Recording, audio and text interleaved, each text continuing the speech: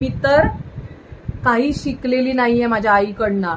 आम्ही फक्त आई पप्पाला बघितलंय कसे जेवण करतात, त्याच्याहून आम्ही बघून, नुसतं बघून एक एकदा आम्ही शिकलेत कसं काय करायचं, ते पण एक्सपर्ट, एकदम चविष्ट जेवण. आणि तुमच्या मुलगीला काय येते?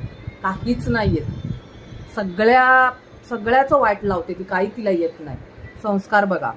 आणि दुसऱ्यांच्या मुलीचे संस्कार, इज्जत काढायच्या आधी स्वतःच्या मुलगीची काढा. ओके सासूबाई, आमची काढायची नाही आहे. आम्ही रस्त्यावर पडलेल्या नाही आहेत. आणि तुमच्या घरात तुम्ही काही आम्हाला घाणेरडा ट्रीटमेंट, तुच्छतेची वागणूक देणार तुम्ही आणि तुमची ती तुच्छ मुलगी, आणि तुम्ही तुच्छच सासूबाई. तुमची लायकी नाही आहे आम्हाला घरातून बाहेर काढायची किंवा आम्हाला काही वाईट बोलण्याची, आमच्यावर हुकूमत गाजवायची. तुमच्या दोघींची लायकी नाही आहे. आणि मी त्यासाठी तुमच्या घरात लग्न करून नाही आलेली. मी माझ्या नवऱ्यासाठी आलंय लग्न करून. आणि मी जे काय ऐकायचं आहे, जे काय करायचं आहे, मी माझ्या नवऱ्याचं ऐकी. माझे सासरे चांगले असतील त्यांचं ऐकी.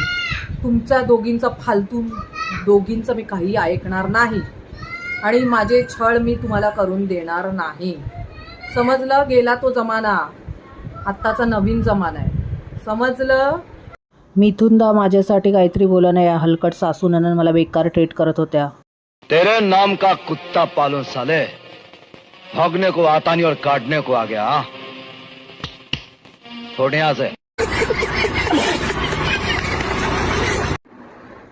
या दोघी मूर्खींना वाटलं अजून पहिल्याचाच जमाना आहे. आम्ही दोघे ननन आणि सासू मिळून हिचा छळ करू. ओ हो, मला घर टिकवायचं होतं म्हणून 1 वर्ष दिला तुम्हाला छळ करून. आत्ता नाही. चला फुटा.